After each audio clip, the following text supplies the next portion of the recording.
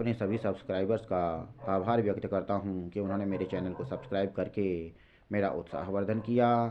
और लाइक और सब्सक्राइब करने वाले और शेयर करने वाले सभी साथियों को हार्दिक आभार व्यक्त करता हूँ। आज मैं आपकी सेवा में उपस्थित हुआ हूँ। रुचिरा प्रथमो भागः, जो संस्कृत की कक्षा 6 की पाठ्यपुस्तिका है, उसका अष्टमः पाठः, जिसका शीर्षक है सूक्तिस्तबकः, को लेकर के उपस्थित हुआ हूँ। और आज हम इस पाठ का अनुवाद और अभ्यास सीखने जा रहे हैं। तो देखते हैं। उद्यमेन हि सिद्ध्यन्ते कार्याणि न मनोरथैः, न हि सुप्तस्य सिंहस्य प्रविशन्ति मुखे मृगाः। पुस्तके पठितः पाठः जीवने नैव साधितः, किं भवेत्तेन पाठेन जीवने यो न सार्थकः। प्रियवाक्यप्रदानेन सर्वे तुष्यन्ति जन्तवः, तस्मात् प्रियं हि वक्तव्यं वचने का दरिद्रता। गच्छन् पिपीलिको याति योजनानां शतान्यपि, अगच्छन् वै न तेयोऽपि पदमेकं न गच्छति। काकः कृष्णः पिकः कृष्णः, को भेदः पिककाकयोः। वसन्तसमये प्राप्ते काकः काकः पिकः पिकः। तो इस प्रकार तो हम इसका उच्चारण करेंगे, सस्वर वाचन करेंगे। तत्पश्चात हम इसका हिंदी अनुवाद सीखते हैं।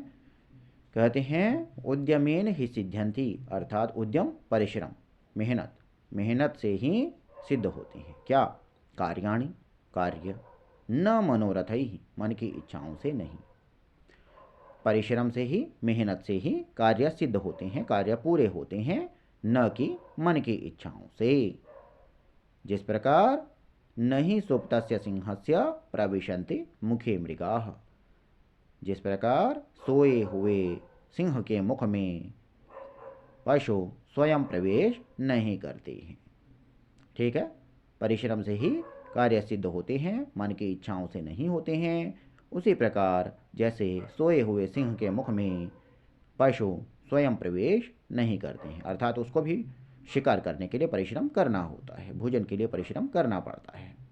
पुस्तके पठितः पाठः जीवने नैव साधितः, पुस्तक में पढ़े हुए पाठ को यदि जीवन में उपयोग नहीं किया जाता है, यानी पढ़ी हुई जो हमें जो ज्ञान प्राप्त हुआ है, यदि हम जीवन में अपने आचरण में उसको नहीं उतारते हैं, यह अर्थ है।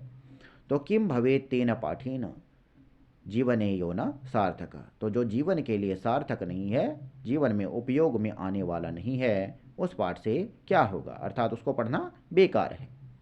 तो पुस्तक में पढ़ा हुआ पाठ यदि जीवन में उपयोग नहीं किया जाता है, तो उस पाठ से क्या होगा, जो जीवन के लिए उपयोगी ही न हो। आगे बढ़ते हैं। प्रिय वाक्य प्रदानेन, मीठे वचन बोलने से, प्रिय वचन बोलने से सर्वे तुष्यन्ति जन्तवः, सभी प्राणी संतुष्ट होते हैं। तुष्यन्ति प्रसन्न होते हैं, संतुष्ट होते हैं। तो मीठे वचन बोलने से, प्रिय वाक्य बोलने से सभी प्राणी प्रसन्न होते हैं। तस्मात् प्रियम ही वक्तव्यम, इसलिए प्रिय ही बोलना चाहिए, प्रिय वचन ही कहने चाहिए। वचने का दरिद्रता, बोलने में कैसी गरीबी, कैसी कंजूसी।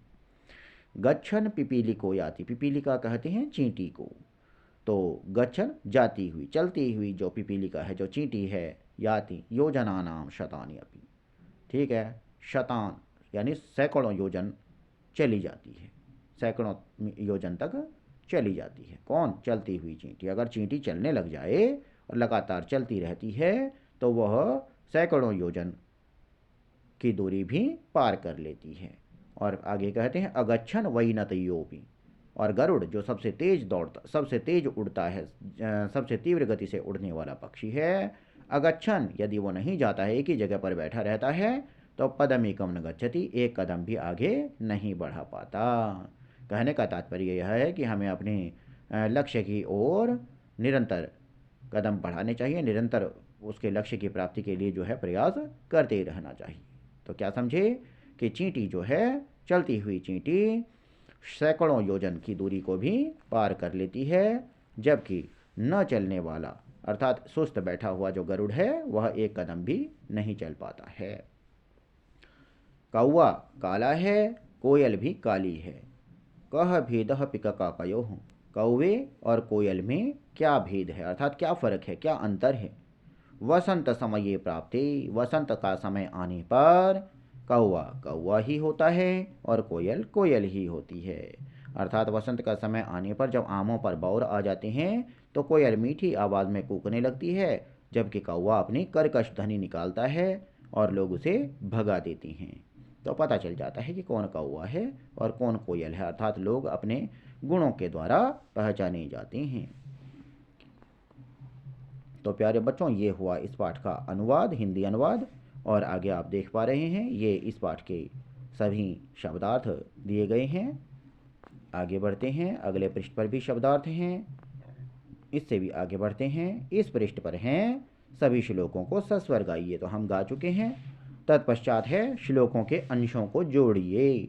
तस्मात् प्रियम ही वक्तव्यम वचने का दरिद्रता, गच्छन् पिपीलिको याति योजनानां शतान्यपि, प्रियवाक्य प्रदानेन सर्वे तुष्यन्ति जन्तवः, किं भवेत् तेन पाठेन जीवने यो न सार्थकः, काकः कृष्णः पिकः कृष्णः, कः को भेदः पिक काकयोः।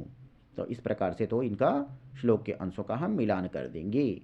उसके बाद तीसरा प्रश्न है, प्रश्नों के उत्तर लिखिए। सर्वे जंतवः केन तुष्यन्ति, सभी जंतु सभी प्राणी किससे प्रसन्न होते हैं। हमने अभी पढ़ा था सर्वे जंतवः प्रिय वाक्य प्रदानेन तुष्यन्ति। पिककाकयोः भेदः कदा भवति, पिककाकयोः भेदः वसंत समये भवति। कः गच्छन् योजनानां शतान्यपि याति, पिपीलिका गच्छन् योजनानां शतान्यपि याति। अस्माभिः किं वक्तव्यम्, अस्माभिः प्रियं वक्तव्यम्। उसके बाद कहते हैं उचित कथनों के समक्ष हाँ और अनुचित के समक्ष न, यह लिखना है। काकः कृष्णः न भवति, कौवा काला नहीं होता है, तो हमें क्या लिखना है, न। अस्माभिः प्रियं वक्तव्यम्, आम। वसंत समये पिककाकयोः भेदः भवति, आम। वैनतेयः पशुः अस्ति, न, क्योंकि वो तो पक्षी होता है, पशु तो नहीं होता है। वचने दरिद्रता न कर्तव्या, आम। और तत्पश्चात ये अंतिम पृष्ठ पर बढ़ते हैं। अंतिम पृष्ठ पर इन्होंने दिया है कि पेटी में से समानार्थक पदों को चुनकर लिखिए। वचने कथने, वैनतेयः गरुडः, पुस्तके ग्रंथे, उद्यमेन परिश्रमेण, पिकः कोकिलः। उसके बाद विलोम पदों को जोड़ना है। सार्थकः निरर्थकः, कृष्णः श्वेतः, अनुक्तम उक्तम, गच्छति आगच्छति और जागृतस्य सुप्तस्य। तो इस प्रकार यह पाठ यहीं पूर्ण होता है। वीडियो को ध्यान से देखने और सुनने के लिए आपका हार्दिक आभार। नमस्कार।